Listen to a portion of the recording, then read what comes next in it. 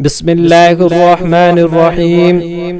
بیماریوں اور مشکلات کے حل کے لیے چند وظائف۔ روزانہ کم از کم 100 مرتبہ پڑھیے لا الہ الا انت سبحانک انی کنت من الظالمین، لا الہ الا انت سبحانک انی کنت من الظالمین۔ ہر موذی چیز سے حفاظت کے لیے روزانہ صبح و شام 3 مرتبہ پڑھیے اعوذ بکلمات اللہ التامات من شر ما خلق، اعوذ بکلمات اللہ التامات من شر ما خلق۔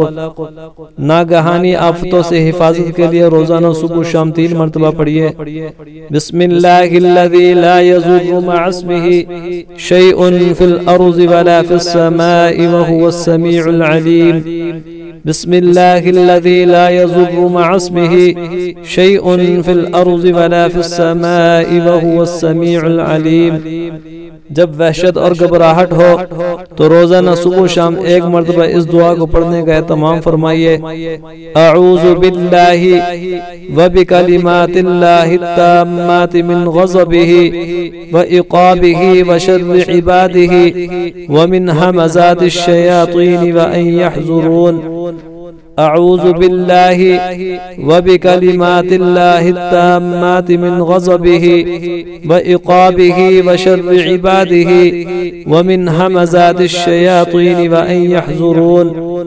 اور اس دعا کو کثرت سے پڑھنے کا اہتمام کیجئے اللہم ارفع عنا البلاء والوباء، اللہم ارفع عنا البلاء والوباء۔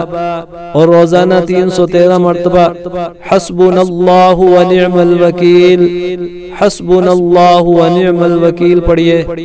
اور روزانہ 3 مرتبہ سورہ اخلاص قل هو اللہ احد اللہ الصمد لم یلد ولم یولد ولم یکن له کفوا احد پڑھیے۔ اور روزانہ 3 مرتبہ سورۃ الفاتحہ الحمد للہ رب العالمین الرحمن الرحیم مالک یوم الدین ایاک نعبد و ایاک نستعین اہدنا الصراط المستقیم صراط الذین انعمت علیہم غیر المغضوب علیہم ولا الضالین پڑھیے۔ اور درود شریف نبی کریم صلی اللہ علیہ وسلم پر زیادہ سے زیادہ پڑھنے کا اہتمام کیجئے اللہم صلی علی محمد وعلی آل محمد کما صلیت علی ابراہیم وعلی آل ابراہیم انک حمید مجید، اللہم بارک علی محمد وعلی آل محمد کما بارکت علی ابراہیم وعلی آل ابراہیم انک حمید مجید۔